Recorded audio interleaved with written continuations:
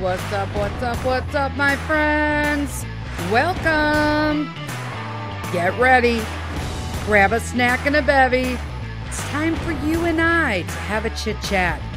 Straight up facts. Tell it like it is. Laugh till you pee your pants. Cry because you probably needed to. And I can't promise, and I'm not going to throw any F-bombs, but I can promise you'll feel a lot better after listening. It's time to get personal, one-on-one, down and dirty, and have a coffee talk. Buckle up. Let's go.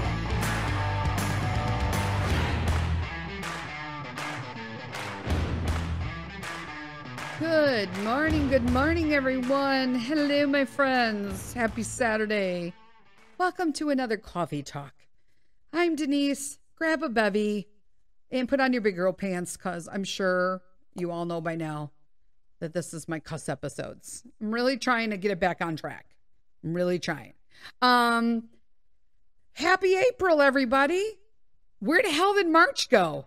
No, like seriously, how do we have St. Patrick's Day followed by freaking Easter like 2 weeks later?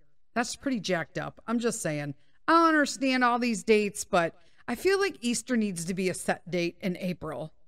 I'm going to stand by that choice. Okay, so today I'm going to warn you guys that if you have to go potty, I'm going to be telling one of my elaborate crazy ass stories today. And I'm going to give you hopefully some visuals because I will tell you that I was infuriated, scared shitless, and freaking the fuck out while it happened.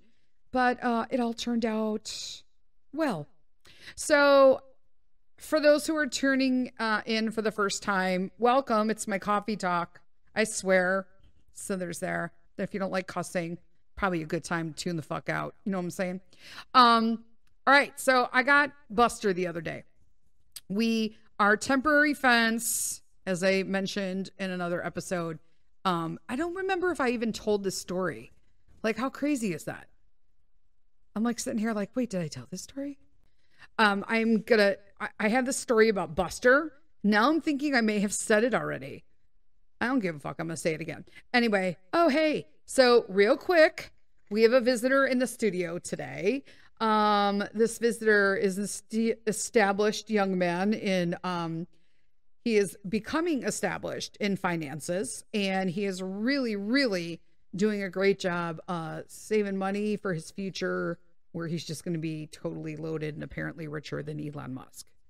You're going to be the first. Yes, I'm going to be the first trillionaire. The first trillionaire. Everybody welcome Peter Sith to the studio. There you go. You're getting applause right now. All right. You got to talk into the microphone. Hello, guys. So what's been going on, Peter? Good. What's been going on? Good. How about the good news? Why don't we tell everybody? So everybody, I kind of mentioned that you had an expander on. Yes. What happened with your expander? No more turns, the doctor said. That's awesome, right? So we did so well in 2 months. We don't even need to we don't have to do any more turns. Now it's just in there keeping everything in place, right? And then we'll just take it out and put the retainer in. And then you'll just have the retainer. Do you have to wear the retainer all day? No, just like nighttime. When you sleep, yeah. Yeah. That's pretty cool, right? Yeah. Look at the difference in your teeth already now that I'm looking at them. Yeah. You had a big gap between your front teeth. Yes. And then your teeth. It's all closed now. It's literally almost closed. Yeah. It's crazy. And then your side teeth, I don't know what they're called, guys. They're not canines. The ones next to the canines, but between the canines and the front teeth. Oh, those are my things. Your what? Things. They call them things. Things? Yeah, because they're sharp. They're not fangs. They call them things. They're called... Okay, his fang teeth, all right? So between his fang teeth and his front teeth, those were all kind of like behind his front teeth because he didn't have any room. But they have expanded his palate to the proper place, and they literally are being pushed into place so that as they're pushing forward and out, They're pushing the front teeth together. It's crazy, right? To watch it. It is crazy. That they could do that. You have a good orthodontist, though, isn't he? Yes. Do you want to give him a shout out? What's your doctor's name? Shout out to Dr. Lucas. Yeah, Dr. Lucas. Lake in the Hills. Lucas Orthodontistry. There, orthodontists. Yeah. Orthodontist. Lucas Orthodontist. What does he have in his office that you love? I kind of, What's the room to the side that you always run to immediately in the waiting room? The gaming room. He has a gaming room with like, is it Xbox or PS5? I don't know. I think it's powered by Android. Android, it's powered by Android. That's probably what the what the tablet or something says. He has like a little gaming system in there, like on the wall. Like, it's pretty cool. And then he's got some books in there now for the kids and a table. And then what did he put in the big one? Pinball. A big pinball machine. I know, crazy, right? You like it? Yes, That's old school games. I love pinball. Yeah, I do too. We're gonna have to think about getting one of those for the basement when we redo it. We're gonna have to put that in my gaming room. In your gaming room? Yes. Oh, okay. I had other plans for the basement, but okay. The decorations are. We're gonna do a gaming. No, that's not where the decorations are. Where our storage decorations for the holidays are is going to be Mommy's craft room / extra bedroom / yarn storage / she shed. What? Yeah. Newsflash. Okay. So say goodbye to everybody. I got to finish this episode really quick. Okay, bye. Say talk to you guys next time. Talk to you guys next coffee talk. Bye. There you go. We all got a visit from Mr. Peter Sith. There you go. Anyway, well, that was a nice little visit. Normally he doesn't bother to even come in here anymore. He's just like, whatever, Mom, it's recording. Tell me when you're done. So that was nice. Look at that. Whoop, whoop. Okay. So now we are, I'm like, where the heck was I? So the other day, it was snowing. Gosh, I don't even remember. You know what? If I told this, I'm sure it'll be better this time around. But the other day, Buster had gotten out a few times and he had burrs all over him, like all over him. And I couldn't understand where these damn burrs were coming from. We did a fence perimeter check. When I say we, I mean Mr. Sith. And he checked and we couldn't find these burrs anywhere. So I was washing dishes and the fence was moving. And I saw that the temporary fencing had come undone in all these dang storms that we've had. And people, why won't this fence just blow the fuck down so I can get it replaced? Please pray for that. Anyway, so it's like blowing all over and I'm like, shit, that's how he's getting out. And so then it was fine. Of course, we had like all these days where it was like beautiful, then it like fucking rained and like, it's distressing. Okay. The weather is distressing. I hate being in the Midwest anymore. It's just, I can't stand cold weather. I can't stand rain. I can't stand, like, I just want some sunshine, but I don't want it to be hot and humid. Yeah, that's it. Just find me a place that does that. So we wake up, it's like beautiful. I have the fucking sunroof down. Peter and I are like bawling, doing all our errands with the sunroof down. We're singing songs. The next day we wake up, it's fucking snowing. I'm like, damn Midwest. So it was like, great. I mean, it's not a surprise. It is totally normal for that to happen in the Midwest. And it always rains or snows before Easter. So not surprised. So we're sitting there and I'm like, okay, so what the hell am I supposed to do? So we have a lead, which is pretty short, which is great because then he's not like all in everything's business. He's kind of contained to a certain area. So that's what we've been doing. So I went to put the lead on him and all he saw, like I could see him like, move, I'm doing Buster now. He's like, well, that kind of sounds like he's Eeyore, but he's just like, hey, look, I'm going to go outside and go to snow. Like that's how he was. It's snowing. And he just ran past me, just like barged through me. Thank God I had my fucking clothes on that morning. meaning I don't walk around my house naked, but that I didn't just randomly come down here in my pajamas, that I was fully clothed and ready for the day. And I go running out, and he's going straight for out. I'm pretty sure I told this already. He ran all the way out back. We back up to a fucking farm, people, okay? He runs through the burr bushes, out through the farm, and he's beelining it diagonally to the fucking subdivision on the other side of the farm. Now, while he's running, I fall twice, and I'm just yelling, Buster, come! Buster, here! Come front. I'm doing every fucking command for recall in all the damn classes we've taken. And Buster's running with his ears, goofy, noofy ears popping all over the place like, born free. It's snowing, it's snowing, it's snowing, it's snowing, it's snowing, it's snowing. I'm like, I'm gonna fucking kill this dog. Please don't get hit by a fucking car. Because we have a lot of money invested in you right now. Like, I love this dog so much. I'm like, I wanted to kill him. So he is running like a fool up and down that now we're approaching the subdivision, which has all of these hills to identify it, that it's the end of the subdivision and the beginning of the farm. So now we're entering the subdivision, and I get up the hill, I fall again. And I'm just like, you know what? I can't do this anymore. And I'm like, I'm going now, God. And pretty much I've lost my fucking mind. It's snowing. I have gym shoes on. My jeans are wet, and I have no coat. So I just turned around and said I was going home. And I got probably maybe 10 feet onto the farm to go back home. And because, like, what am I going to do? He's chipped.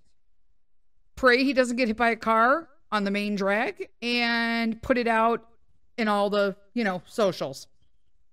And so, I mean, you can't miss him. He's a big furry cow. You know what I'm saying? So, and I mean, he'll come for food. He comes for pets. He comes for everybody, but fucking me, apparently, right? So I go and I hear him hauling ass behind me. Like, that's how fast he's coming. And I'm not getting fucking bulldozed from behind because I'm already pissed off. So I'm like, I don't need to have a bad back because, my 150-pound dog jumped on me thinking it was a game because it's snowing outside. And I turned around and I just kind of crouched down a little and I said, oh, good boy, you do a sit. And he just came and sat in front of me like, can you believe all this snow? And it's like, how can you get mad at him? I was fucking furious, but I just couldn't, like, he's got the eyes are like all chestnutty and brown and he's all noofified. And so I dragged him home by his collar, and here's me like, I'm gonna fall like 8 more times because he's dragging me home now, like, let's go home, I'm hungry. So needless to say, we are starting a new training program for recall. So we're starting all over. So that means I got to start in the house, then I got to start outside in the backyard, then I got to do the front yard, then I got to do the park, then I got to do the dog park, then I got to do the kids park, and here we go. Like, it's like, I cannot wait for this dog to hit out of adolescence. Because this year and maybe year and a half, they said, I'm like, please let it only be a year, God. Please let it only be a year, God. Please let it only be a year, God. Is going to drive me mad. It's going to drive me nuts. Like, I don't know if I'm going to make it. But he's such a good boy outside of that. So, like, today, I think I spent maybe 30 minutes brushing him and getting the de-shedder brush and doing all that. I got a whole bag of hair. I can only do one side at a time. I can only do one side at a time because he gets frustrated. And my back hurts because I got to be on the floor or like leaning over. So I was telling Mr. Sith that we have to we have all this random fucking wood in the basement. We need, instead of throwing that shit out, I need him to make me like a groomer's table with a fucking ramp. And I need to have it outside somewhere so that I can, that it's portable. It's got to be portable. Like, I got to be able to like pick the table up and like bring it in if I want, or put it in the fucking garage. You know what I'm saying? And for the winter. and I'll just back my damn car up. I don't really care. That's like where I'm at. But this thing, oh, you think you get it all. But if you've ever had a double coat dog, like I have people are just like, oh yeah, I got a, what did somebody tell me once was that? What the hell kind of dog did she have? It was like a short-haired dog. But don't get me wrong. We've had short-haired dogs, like Chica's short-haired, but she blows her coat. She's a Shiba Inu. So that's different. So like right now, Spring is like, she has mange. She doesn't actually have mange, but she looks like she has mange because the undercoat just blows out. So like all of a sudden, like she's like, oh, it's warm out. I don't need my winter coat. The next day, and it's like she's got shit just hanging out of her. You could literally pull on the pieces that are coming out in wads, and it's just not even attached to her anymore. That's what blowing your coat is. Buster has a double coat, which means it's essential because it's always there, right? He's a water dog. So you can't just brush them like a regular dog. You have to line comb them or de-shed brush them to get all of the coat underneath the hair on the outside. I'm like, I keep hitting my microphone stand and it's like, bing. So it's really like hard for me with lupus. And so I had put a comment in our North Central Newfoundland Club, the NCNC, for all you locals. If you have a Newfie and you want to have fun and do stuff with the local club, we love it. And you don't even have to be a member. We weren't a member for, until about a month and a half ago. And then we really like it. I like the benefits. They have classes and stuff that I could take for free now. So I appreciate that. They're always like telling you like ways you could do it and like how you can brush out their coats. But I had put in there, like, does anybody have a groom? So I'm having problems with the groomer again. So this groomer was great with getting him de-shed, but she keeps cutting him weird. So like right now he has like a big fluffy ass, but he looks like he has a chicken leg because she's not cutting it a Newfie cut. I'm like, okay, I'm just coming here in this like Newfie group. I'm like, I need to know like locally, because obviously it's North Central. It's local to my area. So it's going to be in the vicinity. So I'm like, does anybody in like this county know where there is a damn groomer who could groom a fucking Newfoundland and not make him look like an idiot? Like, I feel like he looks like a fool sometimes. And they were like, oh, like here, this. And so now there were areas that she cut him to that now that they've grown out, because we haven't gone back, because I'm trying to grow all his hair out, that he's like, his front of his paws are not bushy anymore. It's like she shaved the front, but the back looks like fringe. It's like a bag 80s jacket, I'm cracking myself up because it just came to me. He looks like his back legs and front legs look like a bad 80s fringe jacket. So I'm like, this is insane. And then he has this huge lion's mane around his neck, which is fine, but like it's super long. Like it's like 5 inches, 6 inches long. And I love it because I just like, you're to cuddle it and he's just adorable, but like still, So that's enough of Buster. He's driving me insane, but I love him to death. And I'm really looking forward to getting past the adolescent stage. There's that. What else is going on? Shoot, we're still cleaning the house. Okay, so first off, I want to thank you guys, because last Coffee Talk, I gave a shout out to my friend Brenda Cooper, who is the author of God Goggles. And she also runs a ministry called Living on Purpose. And that's where I actually am part of the ministry portion that she does, a program like an offshoot of her ministry. God, how awful is that I can't even say that. Her ministry is called Living on Purpose. The program that I'm involved in that ministry is the Purple Blanket program. And so I crochet purple blankets because I love to crochet, and we distribute them. Can I just say, I shouted out that book and so many of you like purchased it. did whatever. I mean, I don't get anything from this. I don't want anything from this. I just think it's an amazing book. But if you haven't already, people are raving about it. If you haven't already picked up a copy, you can just go to Amazon and get God Goggles, How to See God More Clearly by Brenda Cooper. It is a really nice devotional, and it kind of just, helps you know that like sometimes life is hard. It's, such is life, right? But there are ways that we can get through it. And one of them is Brenda's amazing way of just kind of narrowing down a 60-day devotional that's really short and quick to kind of make you bring you down a couple notches. Just saying. And so Brenda and I were talking. I'm like, where the hell was I going with this? So Brenda and I were talking. And so Brenda lives in Ohio. I live in Illinois. And so we've never met, but we've talked a few times. And then obviously we talk online. And can I just tell you, I absolutely love that you can have such a connection with people that you've never met in face to face, right? Obviously I've met her. We've talked on video.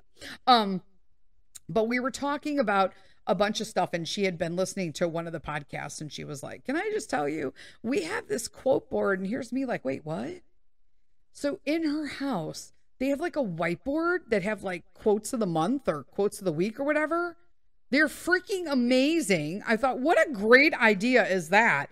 So she sent it to me because apparently I made the board with some crazy shit I said in one of my coffee talks. So there's that.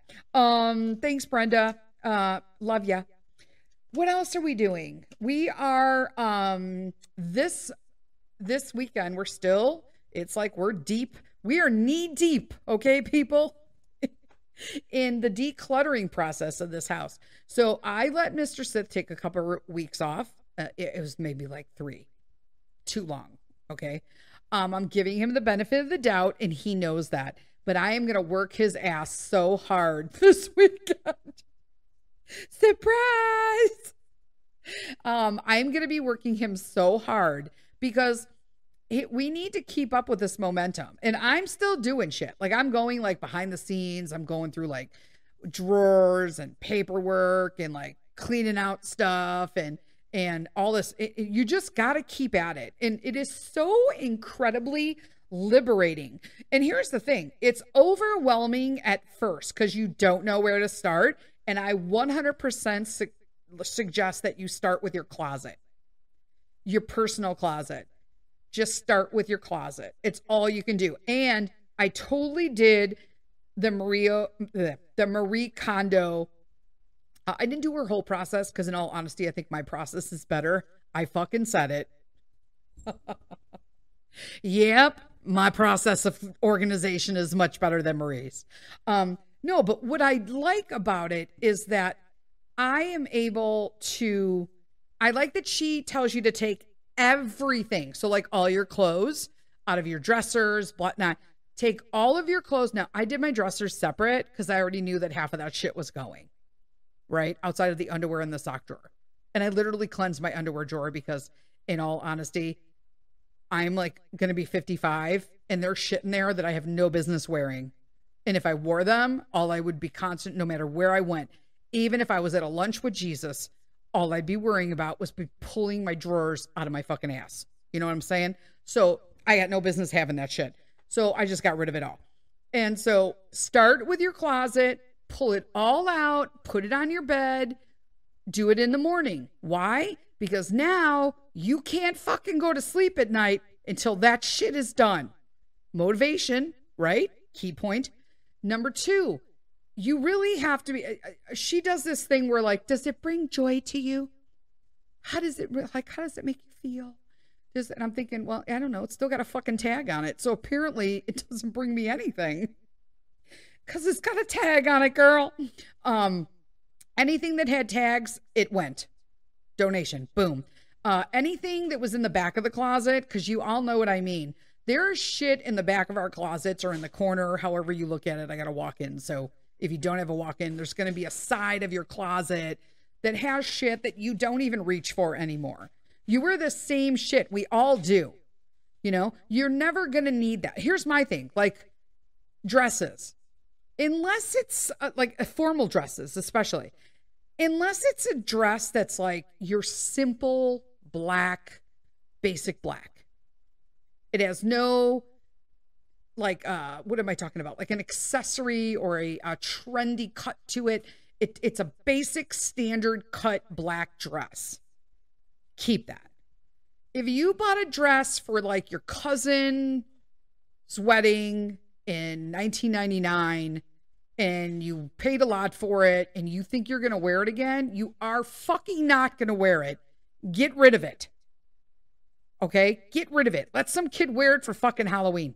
Here's the deal. You cannot, it's out of trend. It's not in style anymore. And we keep all this shit because, oh, but that's the shirt deficit. Throw it the fuck out. You don't need that. And if it's stained, throw it the fuck out. Don't donate it. I hate when people donate stained shit to places. It's like, that's broken. Well, this is just chipped a little. Throw it out. Nobody wants that shit half broken. Throw it out. So go through your whole closet first. And then I'm telling you, when you see the after effect and the results, you get super motivated. And me personally, I can feel the pounds of clutter just falling off my body, like as tension and anxiety. It's fascinating. I love it. I'm like, this is fabulous. So that's what we're doing with that, little by little. And then I also don't want to, so here, I'm going to be super out here. We're going to move on to something else. We're moving. Pivot. So Mr. Sith and I, when I say Mr. Sith and I, it means Denise came up with this shit, got on a tangent, went all fucking in, and told Mr. Sith this is what we were doing. That's kind of how it always works, doesn't it, ladies? So I started listening to a podcast and about money, like managing finances, you know, and I'm not going to lie, Dave Ramsey. Okay. It's not a mystery. Dave Ramsey. Now I did read Jen Sincero's, you know, you're a financial badass or whatever it is. That book helped me see, obviously she's not a therapist. Okay. She's not a financial planner. She's fucking just Jen. Okay. Here's the thing. That book at least gave me the general awareness that I had a poor relationship with money. I want money. I like money, but my relationship with it was unhealthy. Not of my own fault. Okay. A lot of it was that my parents didn't teach me any of this shit. I'm a Gen Xer. We fucking raised ourselves. Okay, let's be honest. So if you're a Gen Xer, you raised your fucking self.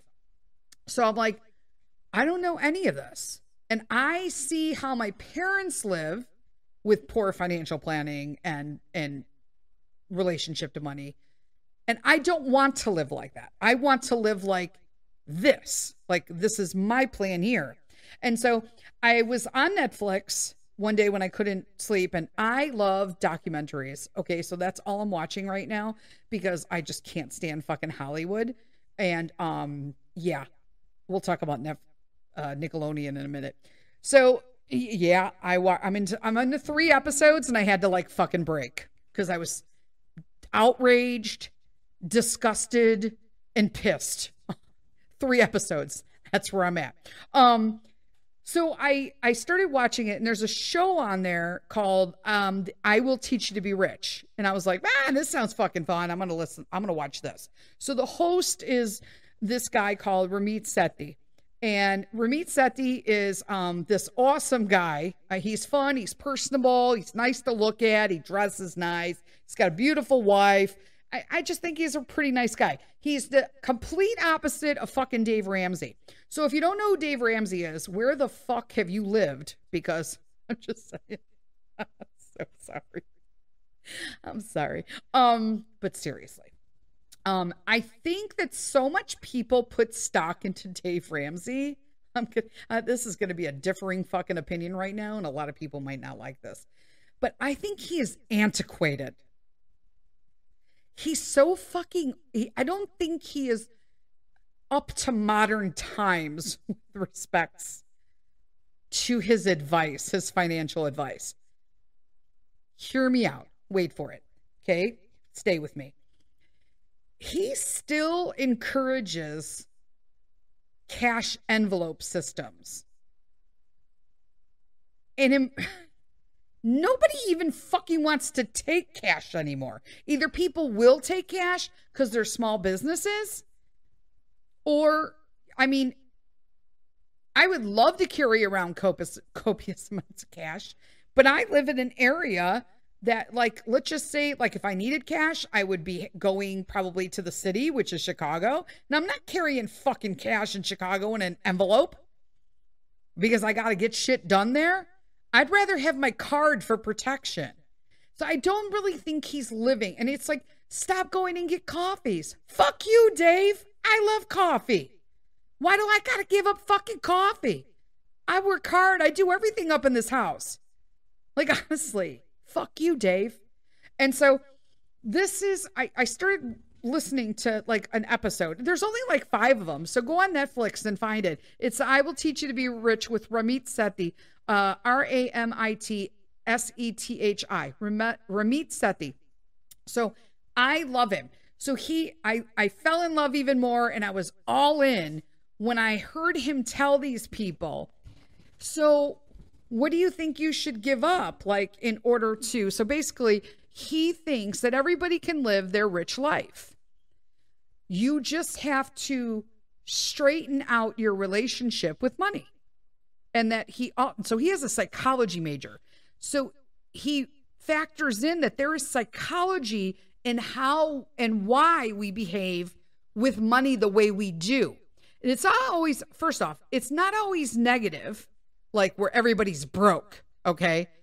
A lot of times these people have a lot of money, but they act like they have none. So there's like an opposite spectrum of wrongness with this.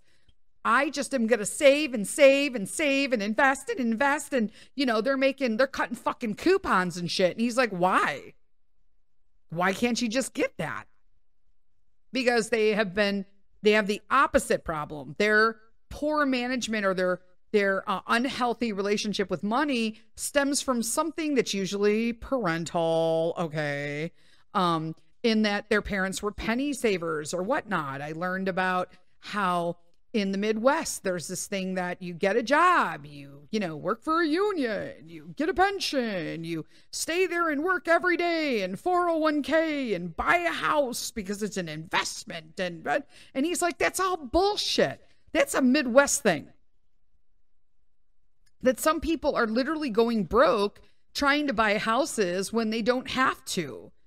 Maybe it just doesn't meet their, what their life is, right? But we've been ingrained from our parents that this is what we do. Like for me, my parents always fucking rented. We never had a house that we owned when I grew up. So I was like, well, fuck, I want a house. I don't want to move around. And boom, that's what we did. I'm like, fuck, I don't want to leave if I don't have to. I mean, I want houses elsewhere as well. You know what I'm saying? That would be my rich life. My rich life would be able to have multiple houses so that we can live our best lives because we like to travel. You know what I'm saying? So that's what Ramit did, right? And so one of the things he told this one couple was, they were like, well, I gave up going to get my coffee in the morning. And he's like, stop. Are you kidding me right now? And I was like, wait a minute. And he's like, please, I hate when financial advisors that are popular with everybody tells everybody that they can manage their money or save more money if they give up a latte in the morning. And I'm like, why? We don't have to? Oh, I'm liking this guy. And he's like, don't do that. If that's what you like, that's what you keep. You decide what you want, and then you design the life that you want around it, and you give up all this other shit that you don't really care about, but that you're spending copious amounts of money on. And I'm like, duh. I love this guy. So I watched that, and then I jumped into his podcast. Now, I'm new to his podcast. So I'm only listening to this year's, 2024, obviously. And then now that I've listened to all of this New Year's and I just get the weekly ones, so I'm up to date, then I'm going to start going back and listening to all of the other episodes. Let me tell you, they are so eye-opening. Some of these people are worth millions of dollars. and they will not buy fucking blueberries because they cost $5. I'm like, wait, what? I was like, buy me a blueberry bush. It's crazy, but I love it. So he has this whole financial thing. You fill out CSP, there's a workshop, there's like all this other stuff. So I joined his network, which is free. It's the IWT, the I Will Teach Network. So the book is called I Will Teach You to Be Rich. And I have the journal. We're waiting for the book because it was a back order. So I have the journal, and then we're going to do it together. But there's also like pre-work that you need to do. So we have that, and we're doing that and all that stuff. But I'm telling you, I feel so renewed in this path that, you know, I didn't know anything through no fault of my own. And the fault of my own is that I didn't ask the questions probably when I needed to, but also I didn't know to ask the questions. Everyone's just like, yeah, you just pay the bills. And, you know, if you're short, you know, sometimes you got to rob Peter to pay Paul. And I don't want to live like that. And so we have been really strict in our finances, and obviously we're having to do major corrections because I feel like super enthusiastic about this now and encouraged that no matter how things were in the past, that we definitely could make a difference for our family going forward. Not only for just retirement for Mr. Sith, but for the future for Peter. And that's huge for me. Okay. So I was like super excited about that. And I'm like, I'm going to shout it out because is it a big deal? You may not think you have any problems with your finances, but then you listen to Ramit and you're just like, why am I saving, you know, all my money, but I never spend it and I give myself a hard time about it. You got to pick what makes you happy. What would be, you know, what are things that you wish you can do without limitation? And then you pick those 3 things, you pick them. There's like a process, right? And then you work it down to what is the most important to you. And if you have a spouse, like obviously you have to look at their list too and see if it matches up. Because if it doesn't, then you got to do like 2 different streams, right?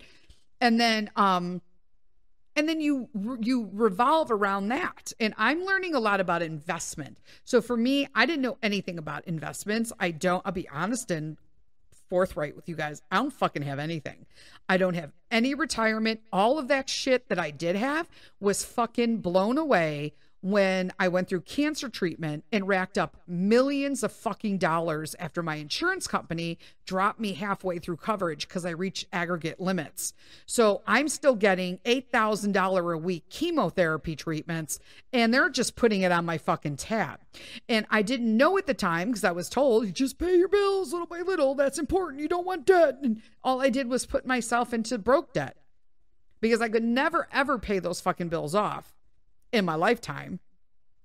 But yet I tried to take everything out of my retirements that I was saving on to pay them down to do the right thing. And so those are all fucking gone. I'll never see that again, period. And Social Security, that's fucking nonsense. For me, I'll never see any of that shit. It's going to be useless. I mean, I'll see something, but it'll be fucking dumb. Like, how am I supposed to survive on that? If I didn't have Mr. Sith, I'd be shit out of luck. So all I can do is concentrate on growing his portfolio and his stuff. And then I'm hanging on for the ride. And then also building one for Peter. So that's why Peter helps me, as Peter's like my first employee of the family business of the podcast. So he helps me with behind the scenes stuff for the podcast. We're paying him monthly now per check. He deposits at the bank into his into his savings account. And then in the fall, we can start a Roth IRA for him because now he has an established pattern of income. And so it's really important that, like, if you're not doing these things for your kids already, just, I urge you to seek it out. We went Greenlight. So I don't know if that's available everywhere. I know it's available in the US. But Greenlight is a program, a financial program, and basically a debit card for your children with an app that comes along with learning how to save, spend, why it's important, retirement, charity, savings, how to invest, what to invest in, what's important to you, how you pick charities, why it's important to save versus just spend, interest rates, all of that kind of stuff, bonds, municipal bonds, all of this stuff, right? So he's learning stuff that I don't even know. So I kind of learn along with him, you know?